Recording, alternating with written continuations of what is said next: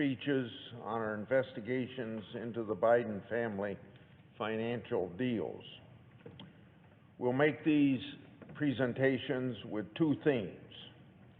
First, we'll refute and we'll dismantle the talking points that the liberal media and our Democrat colleagues pushed onto the American people. Their talking point said that our investigations over the years advanced and spread Russian disinformation. On November 29th, 2021, May the 11th, 2021, March the 18th, 2021, December the 14th, 2020, December the 10th, 2020, October the 19th, 2020, and September the 29th, 2020. I came to this Senate floor to rebut those false charges.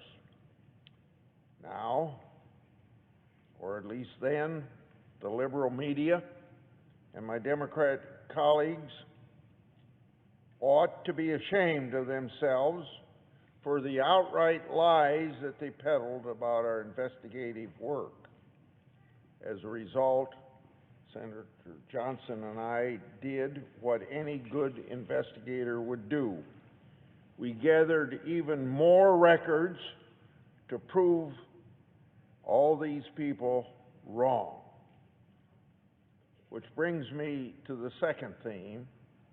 Senator Johnson and I will produce new records to show additional connections between the Biden family and the communist Chinese regime. Before we get to those records, I'm going to discuss the background of our investigation. We started this investigation last Congress.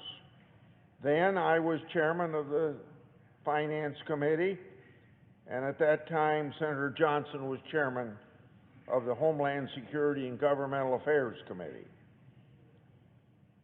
It began in August 2019. I started at that time an inquiry into a transaction involving Hunter Biden that was reviewed by the federal government's Committee on Foreign Investment. On September 23rd, 2020, Senator Johnson and I released our report. On November the 18th, 2020, we released our supplement to that report. Those reports were based in a large part on Obama administration government records and also almost a dozen transcribed interviews of government officials. In both reports, Senator Johnson and I made financial information public that hadn't ever been known before. Our report exposed extensive financial relationships between Hunter and James Biden and Chinese nationals connected to the communist regime. More precisely, these were Chinese nationals connected to the Chinese government's military and intelligence service. One of those individuals was a person by the name of Patrick Ho. According to reports, Hunter Biden said of Patrick Ho, quote, "I have another New York Times reporter calling about my representation of Patrick Ho." Then Hunter Biden says the F word, denoting a spy chief of China who started a company that my partner, who is worth $323 billion, founded and is now missing. End of that quote. We'll get into more detail with respect to Patrick Ho in future speeches. We'll do the same with Gongwen Dong, another close associate of Hunter Biden's, who was connected to the communist regime.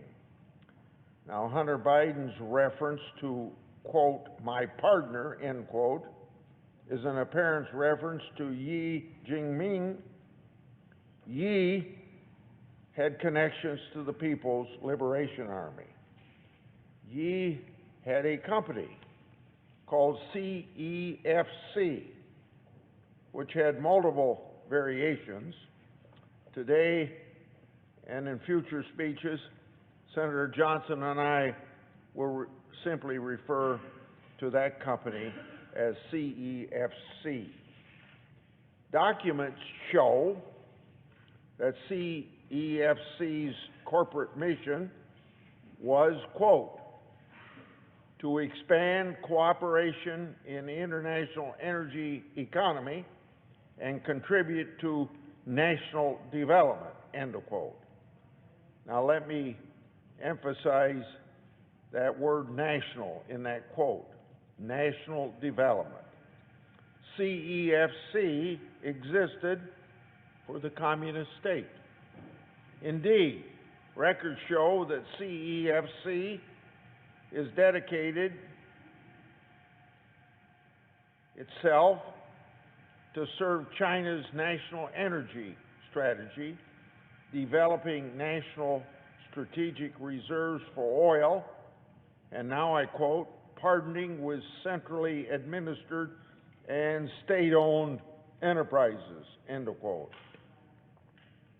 Records prepared by one of Hunter and James Biden's business associates, a James Gilliar, say the following about this company, CEFC. Quote, at the time, China was hungry for crude, but its state-backed companies were having difficulty closing some deals abroad. The optics of China's state-backed giants marching into a country to buy and extract oil weren't great for Central Asian politicians. This paved the way for private firms like CEFC, which can strike oil deals in Europe and the Middle East, where Chinese state-owned enterprises could bring political liabilities, end of quote. Documents also show that CEFC, quote, is building an energy storage and logistics system in Europe, end of quote, to connect China, Europe, and the Middle East. Now, you may ask why? Plainly, to serve, quote, China's ambitions to have overseas storage locations connected with world markets, end of quote. The document further states that CEFC's investments and their bank division has investments in the energy sector, quote, which are in tandem with the government's $4 trillion One Belt, One Road foreign investment program, end of quote. So, then, CEFC operated under the guise of a private company, but for all intents and purposes, as an arm of the Chinese government. Hunter Biden and James Biden served as the perfect vehicle by which the communist Chinese government could gain inroads here in the United States through CEFC and its affiliates. And these inroads were focused on Chinese advancement into the global and U.S. energy sector. Hunter and James Biden were more than happy to go along, of course, for the right price. So now let's turn to the first poster, which shows bank records that hasn't been made public before now. This is a portion of a document that we, meaning Senator Johnson and I, will release in full. The topic of this poster shows a wire transaction, August 4th, 2017, from CEFC to Wells Fargo Clearing Services for $100,000. Now look at the bottom of the poster. This is the underlying data of this transaction. It states, quote, further credit to Owasco, end of quote. Owasco is Hunter Biden's firm. Now, there is no middleman in this transaction.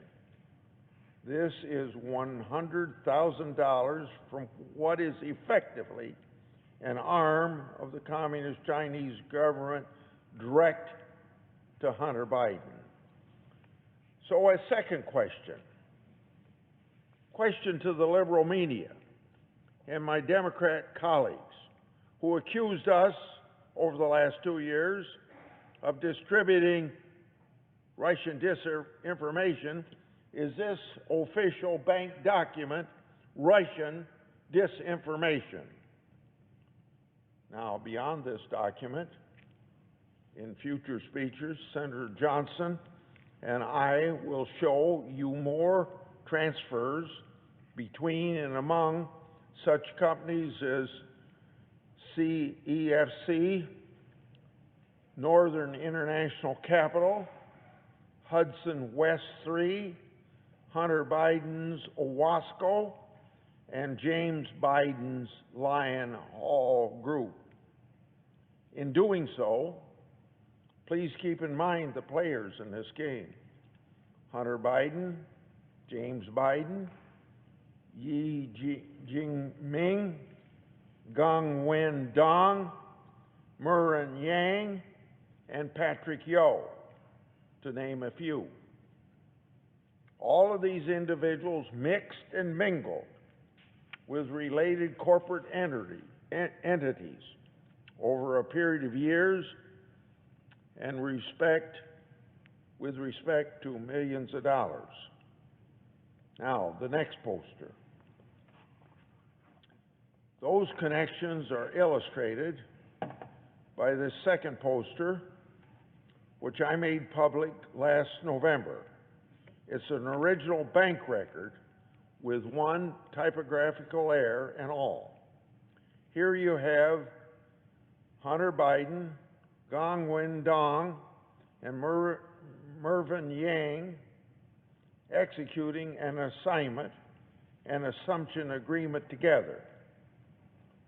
Now, a third question to those who accuse us of disseminating Russian disinformation, so especially to the liberal media, who are the ones who ought to be policing our government system to make sure that everything's done honest.